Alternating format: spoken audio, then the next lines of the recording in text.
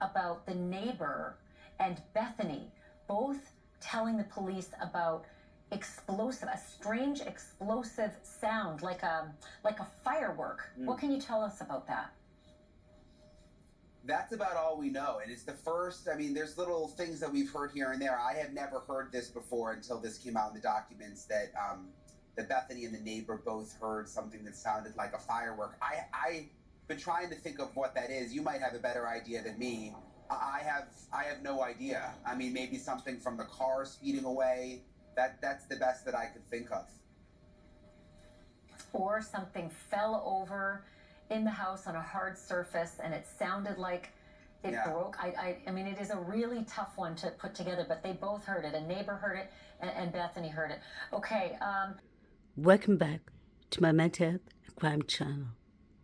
My name is Huda London. This is all my thoughts, my speculations, and my opinions. The gag order has been removed. It's been unsealed. So there's a lot of reports coming out. I was going through some previous pictures of the crime scene and the house itself. And I remember speaking about this a year and a half ago. If you all pay attention to Kaylees' SUV,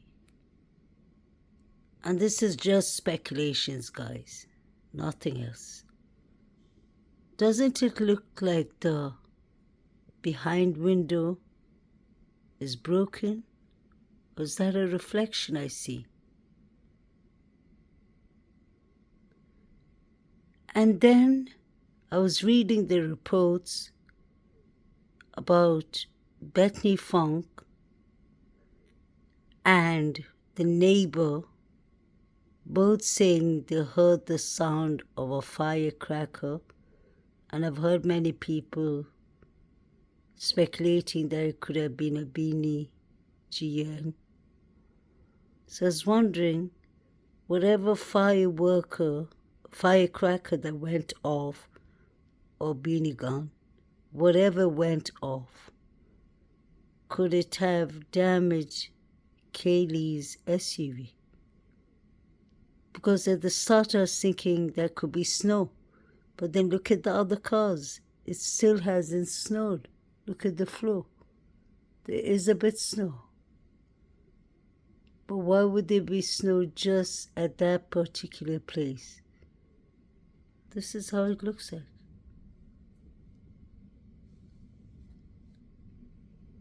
Let me know what you'll think. Especially after hearing about the firecracker. It just makes me question myself more. Was the firecracker a signal? Maybe to the other suspects that the coast is clear. Is it possible?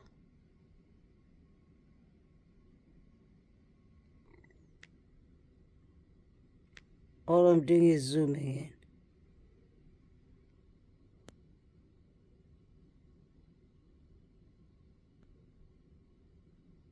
I made a clip about it almost 2 years ago.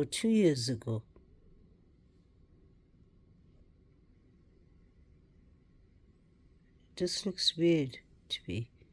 But who would be using firecrackers or beanie gun? It had to be something loud for the neighbors to have heard it and for Bethany Funk to have heard it.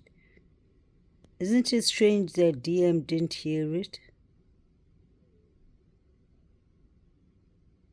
And I wonder, when did DM run to Bethany Funk's room? What time was that? Was that after the victims were unalived? Or was it before? DM was uploading pictures at 3:33, and somebody uploaded the picture of all the roommates and surviving roommates together on the 12th of November, somebody uploaded it on Kaylees' Instagram on the 13th. That is a major red flag.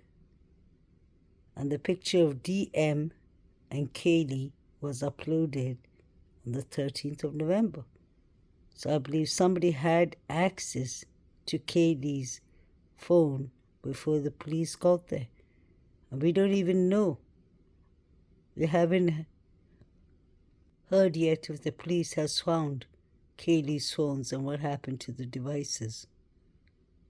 I found this SUV to be very interesting.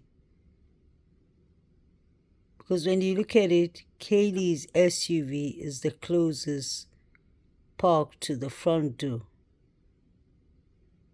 And the front door was left wide open.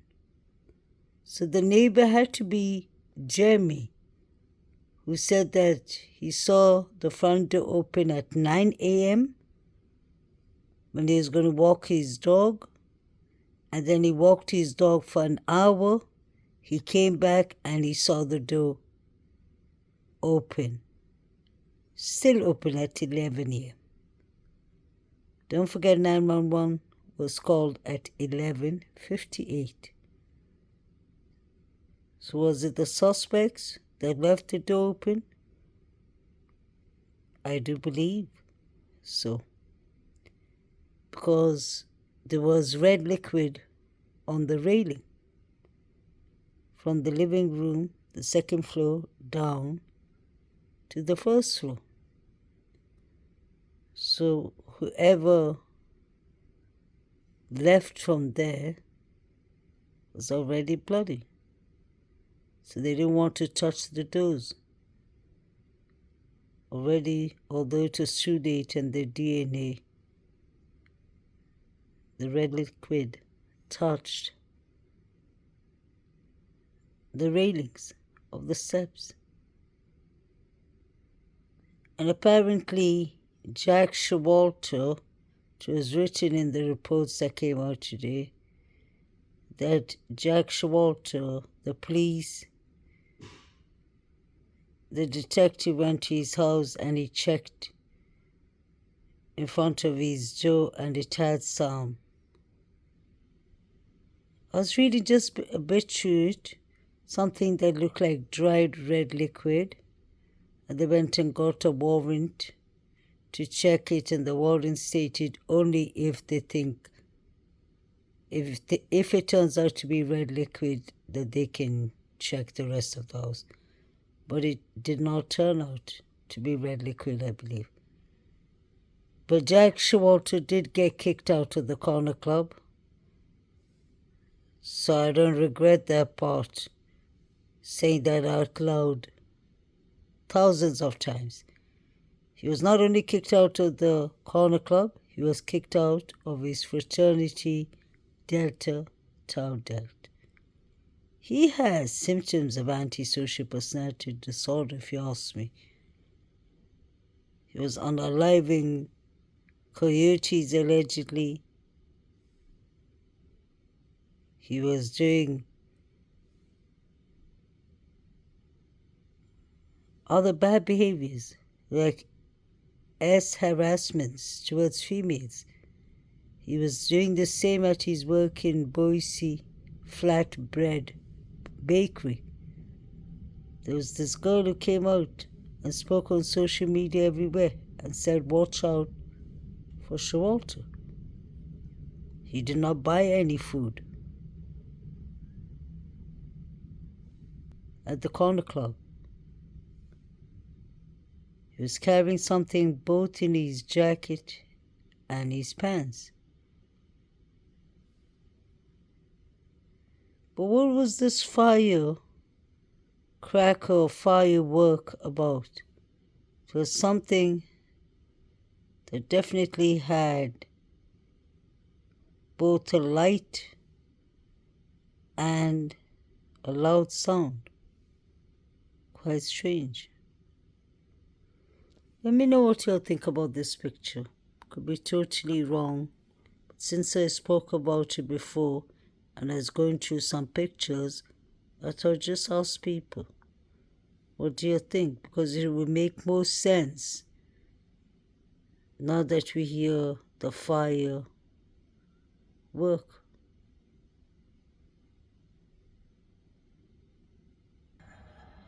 I've never been able to see him that way. Yeah, I've never seen him in that capacity either. Even in times that I've been in the courtroom with him or watching like the live stream, I purposefully avoid, not because of like a fear or anything, just because I don't feel like he deserves it, right? Like I try not to focus my time on this individual. But my speech wasn't to Kaylee and Maddie, it was for them. And if Kaylee and Maddie had been here today, it was something that I feel like would have rung true to them. So I wanted to maintain that eye contact as much as I possibly could. And when I tell you, there's not a human there, right? I'm not scared of this individual. I'm not intimidated by him. Truly, I'm not. But when I tell you there's a primal sense of alarms, like my body was telling me, run, get out. This is a threat. The best description I can give you is like if I had come face to face with an alien, because back behind there, there's no human being, there's no humanity. Did he show anything? Did he show any acknowledgement of what you were saying? I think it's difficult for me to view that because I think that that would be more of like a looking back in hindsight type deal. But for me, it was just one-on-one. Like, and I was ready to stand on business, right? Like I was there. There was nothing that was going to make me back down from that moment. And all I felt was rage. Almost from the very, very beginning, all I felt was rage. At one point in my speech, when I'm speaking more to how I'm trying to say this was an impact statement, I'm more so directed towards the judge, and I turn my body in that direction. And I could feel that specific stare the entire time. It was unrelenting. And all I remember feeling really was like, this guy's pissed. I think you showed him, and the other family members too, that you had the power.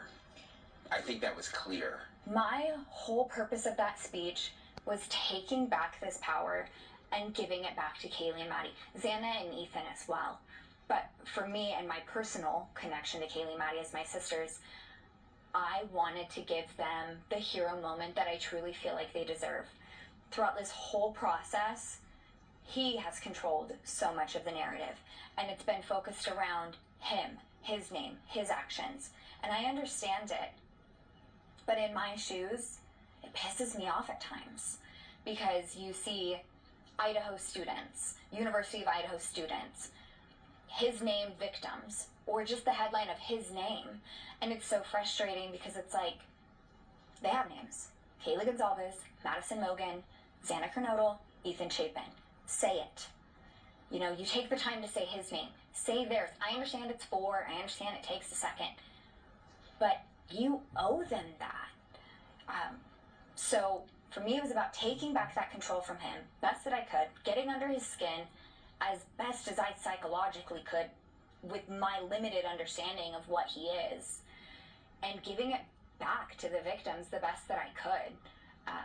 And it was all genuine. It was all incredibly true. Everything that I've said, that I did say, I think was accurate to who he is, who they were, and I truly do believe Kaylee would have kicked his ass. Did you want him to speak? Were you frustrated that he didn't speak? Did it really matter at that point? I don't think it really matters, to be honest. I thought it was funny that he respectfully declines, as if he's still so desperate for that approval from an authority figure. But it really didn't bother me, and it definitely wasn't unexpected. I think anything he would have said would have been fake, disingenuous, a lie, or dug his grave further. We were able to get, I think it was like 250 pages so far of documents, stuff, a lot that you found out, I think, the day before. Yeah, we asked very like directed, pointed questions. We sent them over the night before, just to kind of try to like streamline things, allow them to come prepared. There wasn't a whole lot of open discussion, so a lot of stuff that I've seen come out of the docs was stuff that maybe we didn't know. Thank you for watching.